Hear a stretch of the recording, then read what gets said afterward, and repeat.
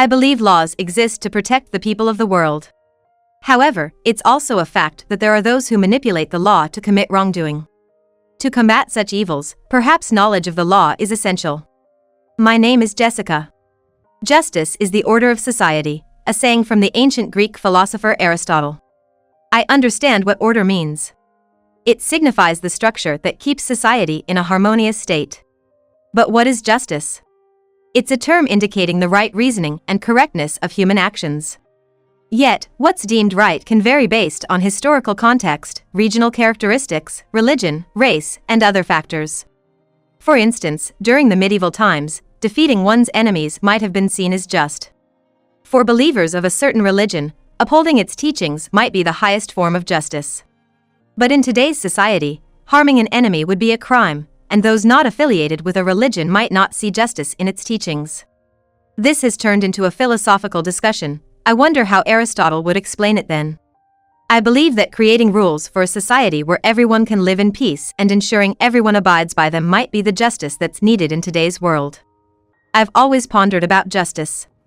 I think a lot of it comes from my father's influence, but maybe it's also due to my inherent nature or temperament.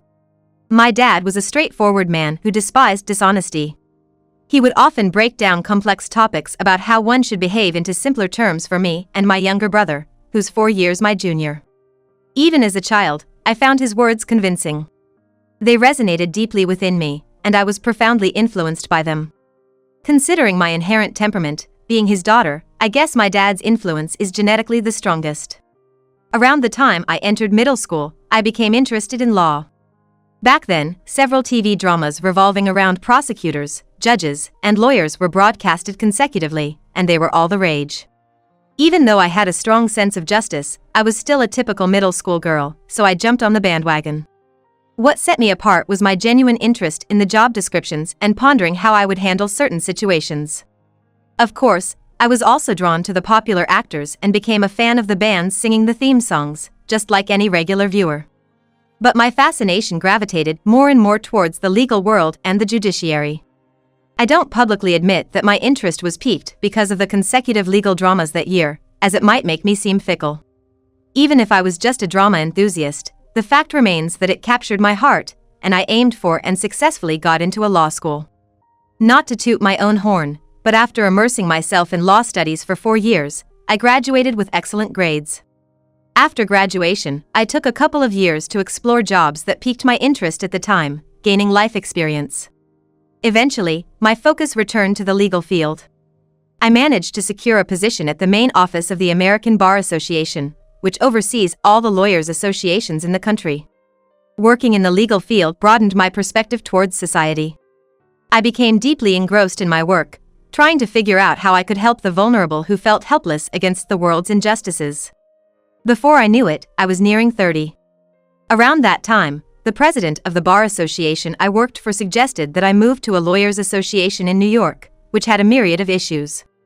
According to him, they needed my expertise to help rectify the situation in the bustling city. Feeling honored and intrigued by the new opportunity, I accepted his offer. Originally, the Bar Association is a private organization that guides and supervises its member lawyers. To practice as a lawyer in the U.S., one must be affiliated with a local bar association. To work as a lawyer, one needs to be registered in the Lawyers Directory, which is done through the local bar association apart from the American Bar Association.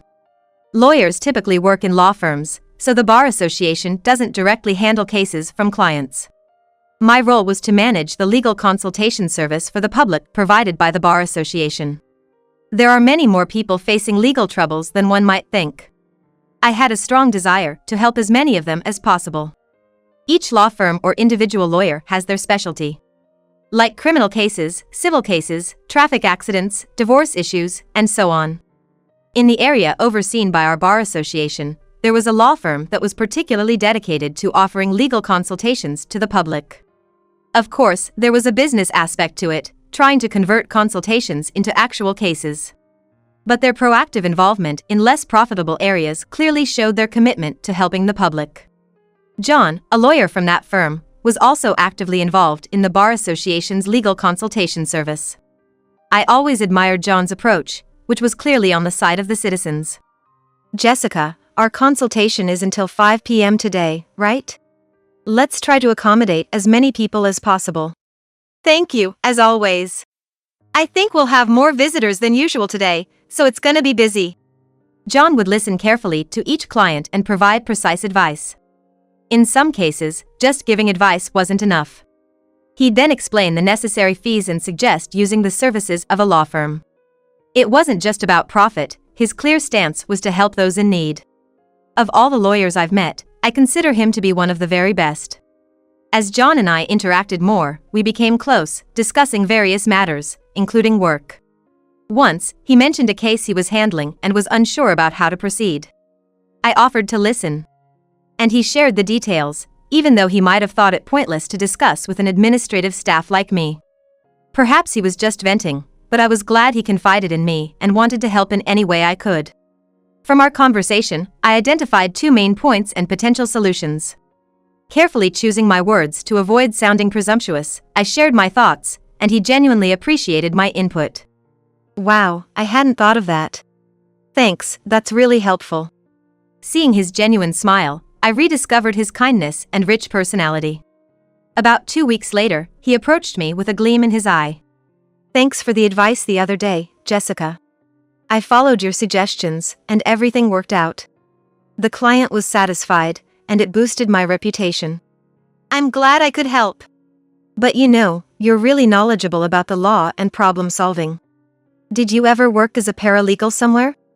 Oh, no, I just dabbled in law studies a bit. It helps with my administrative duties. I was evasive in my response. Anyway, you're really smart. As a token of my appreciation, would you mind me taking you out to dinner? I hesitated but eventually agreed to his invitation, partly out of obligation. I felt a bit overwhelmed, but deep down, there was a genuine feeling of happiness. He took me to a chic, mature restaurant, a place I'd never been to before.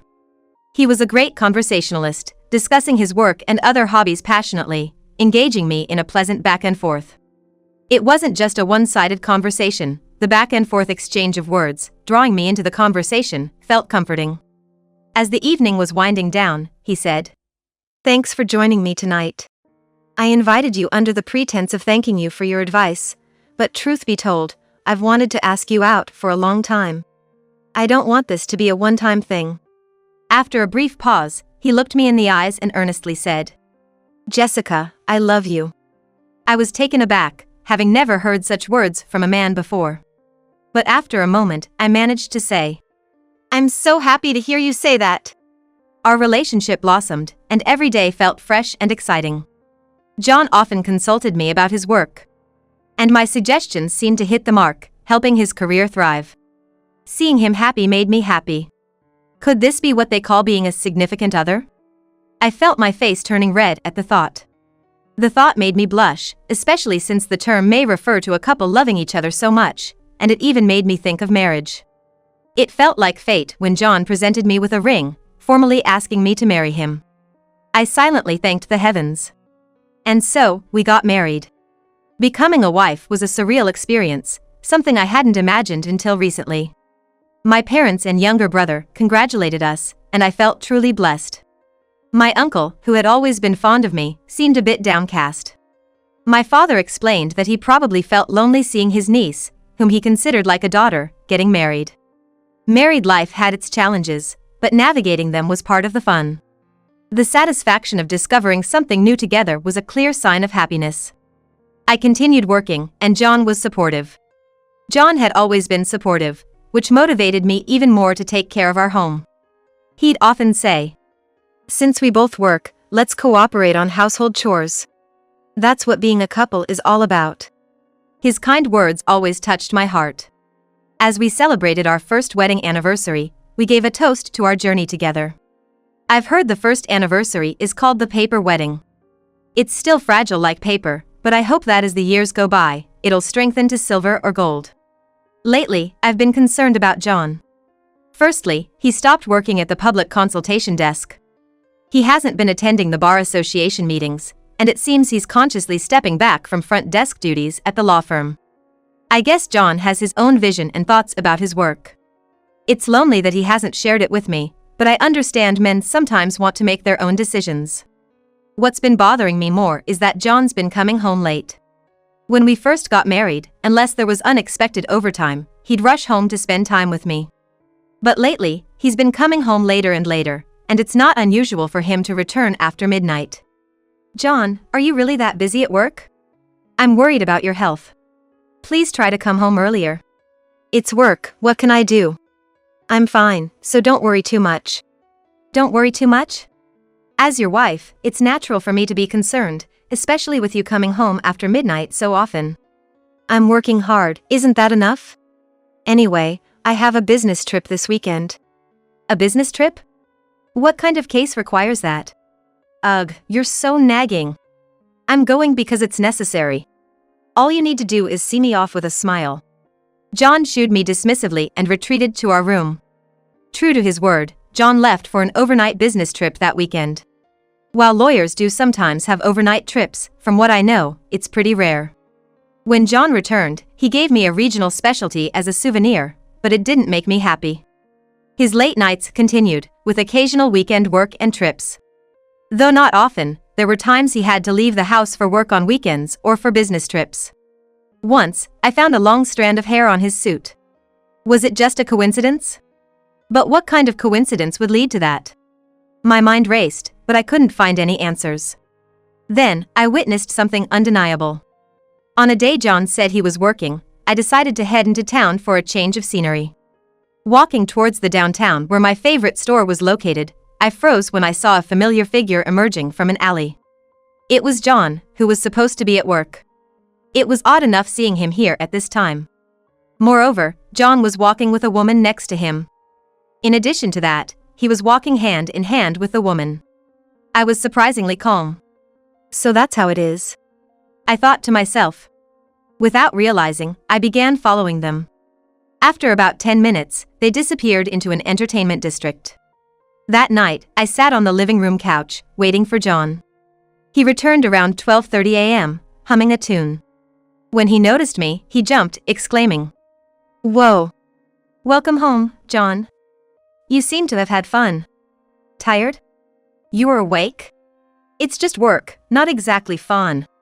I went out today and saw you entering a suspicious place with a woman. How long have you been cheating?"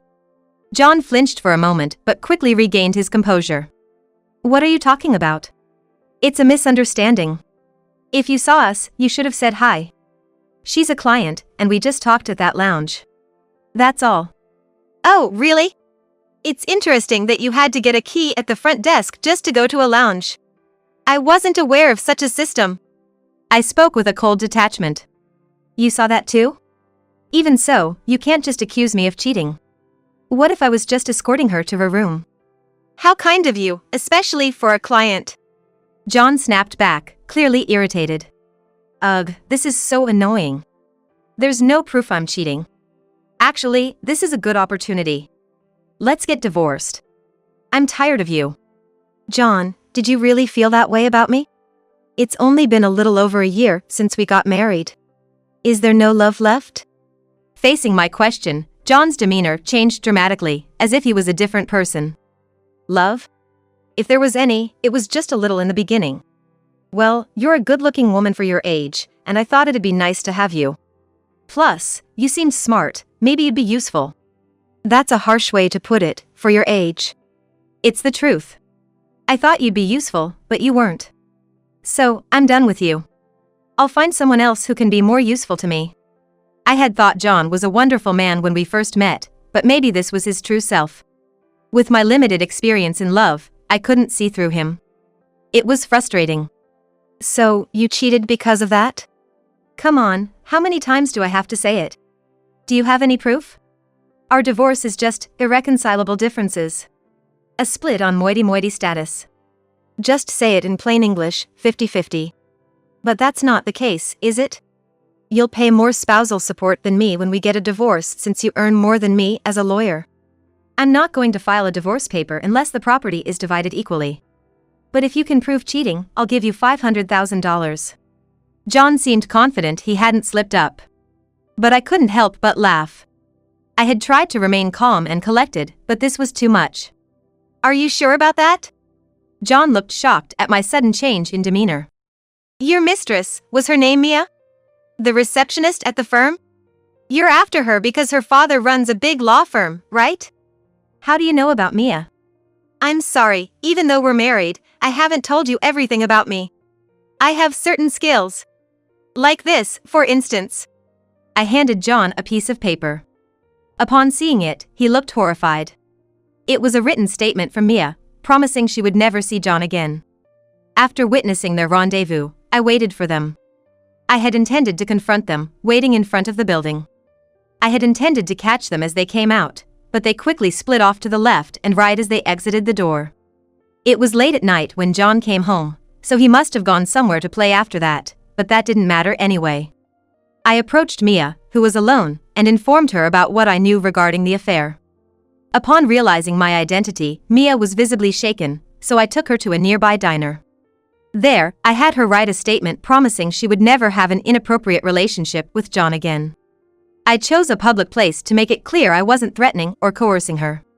Seeing the statement, John exclaimed, "When did you get this? It doesn't explicitly say you cheated, but the content implies it. It'll be strong evidence in my favor. You, being a brilliant lawyer, should know that." John, clutching the statement, began to tremble. Of course, I had made copies, so even if he destroyed it, it wouldn't matter. I then presented more evidence of their affair, chat logs, receipts from their dates, and more. "When did you get all this?" His once confident demeanor had vanished, and he looked pale. "I'll be happy to get that $500,000. My investigative skills and knowledge were honed during the 2 years I worked at my father's detective agency after college. My father's sense of justice was embodied in his work, uncovering wrongdoing in society. I had always been interested in my father's work, partly influenced by a detective TV show I watched at the time. Perhaps my motivations haven't changed much since I aspired to join the legal profession. Regardless, my experience proved invaluable in my subsequent career. I then slowly took a badge from my pocket and pinned it to my chest. "Why do you have that badge?" John's eyes widened in disbelief. The badge I wore was that of an attorney. "I'm sorry I didn't tell you. I'm also a lawyer, just like you." I had passed the bar exam while still in law school. Normally, one would become a judicial trainee after graduation, but I had chosen to train at my father's detective agency for 2 years before becoming a trainee and eventually a lawyer. When I first got my job, the president of the bar association that oversees all lawyers in every state was my uncle, Robert. Wanting to work for the greater good with a broad perspective, I joined his firm, leveraging our family connection. Under his guidance, I gained experience as a lawyer while also being affiliated with his law firm. Normally, juggling both roles would be impossible, but with Robert's support, I managed. It was physically demanding, but my investigative skills, honed at my father's agency, often came in handy in my legal work. Years later, I had made a name for myself in the legal world. Having gained a reputation, I moved to the New York Bar Association at my uncle's suggestion. While I continued to work at Robert's firm, I also became a member of the disciplinary committee of the Bar Association. When a lawyer commits misconduct or violates the law, the case first goes to the ethics committee of the Bar Association they belong to. If the ethics committee determines the lawyer's actions are inexcusable, the disciplinary committee then deliberates on the punishment. Being in a position to judge lawyers, I had refrained from revealing this to my husband, John. As I revealed more and more, John was in a state of shock. "John, it seems you're in deep trouble.